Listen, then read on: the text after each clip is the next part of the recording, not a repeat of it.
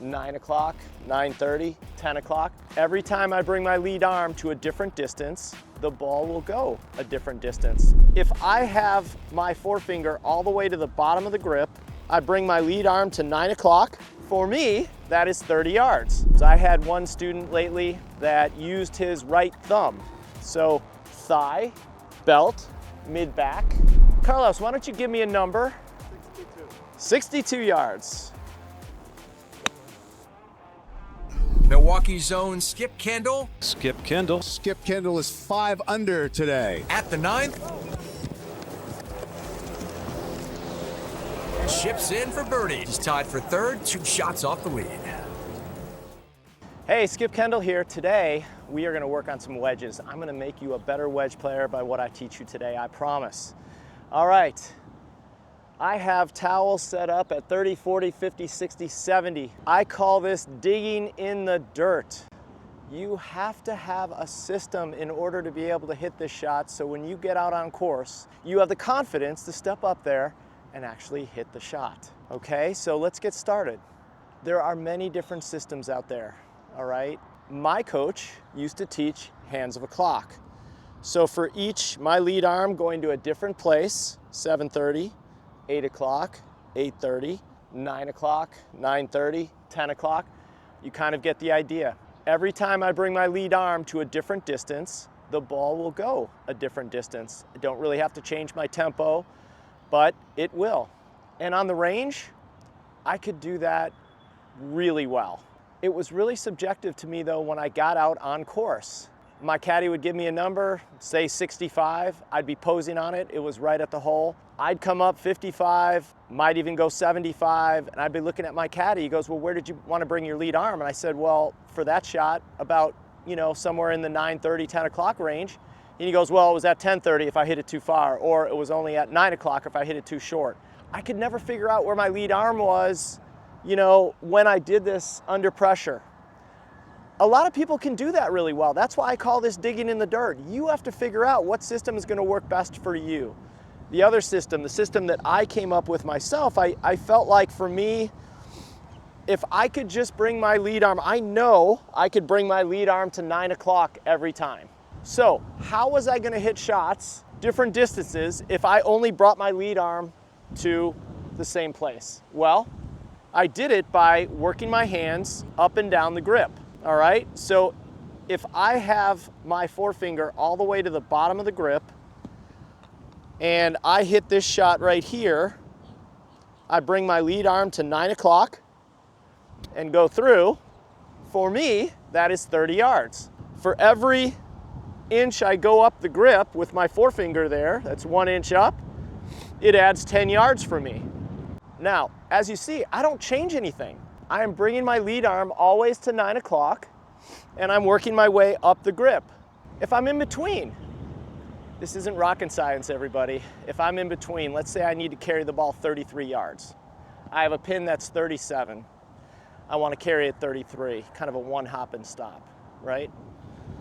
I'm actually gonna go what I would think is just barely up from the 30, right about there. So if I'm at 33, 4 fingers just past the 30. I'm right here. Again, I can dial these shots in pretty good, all right? Really good is what I mean. I probably spent 50% of my practice time hitting wedges. I thought it was that important. For me to survive on the PGA Tour, I had to be one of the best wedge players. I was never gonna overpower a golf course, as you can tell.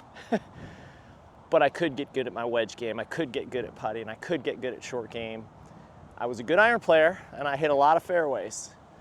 But this is where I was gonna make up, a lot of strokes by being able to hit it close with wedges and convert on the greens. Now again, there's many different systems. I had one student lately that used his right thumb.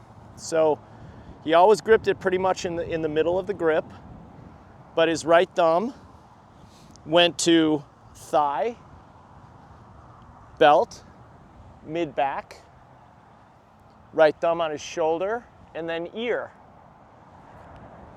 Fine.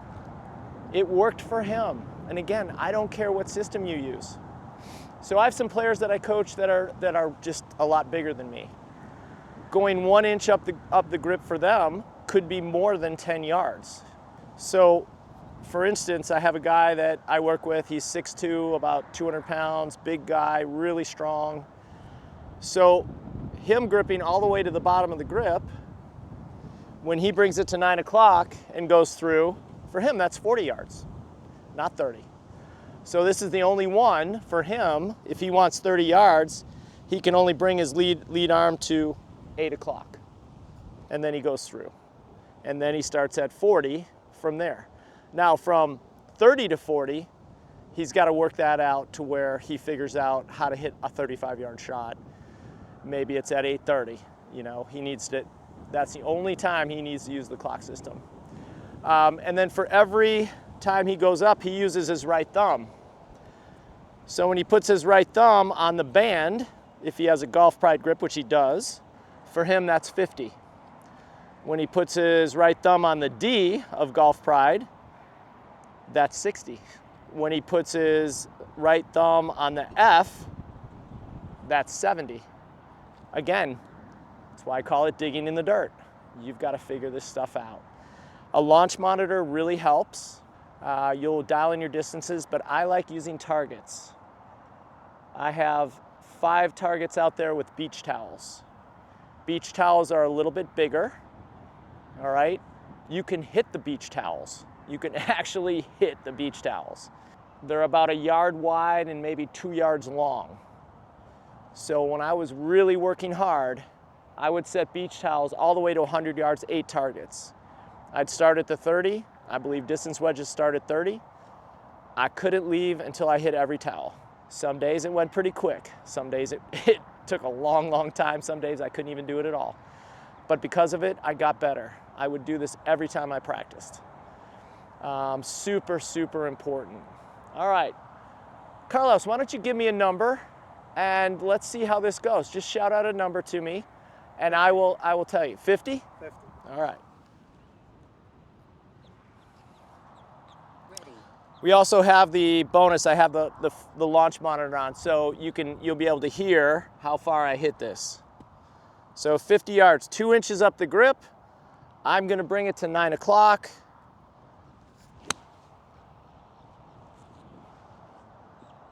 Terry is 44.2 yards. 44.2, not as good as I want. Ready. I'm always trying to land this within 3 yards of my landing where I want the ball to land. So shout out a number, Carlos. Any number, up to 70. 62. 62 yards. So it's 3 inches up for 60 and just a little bit more. Okay. Let's see if we can get it right around 62.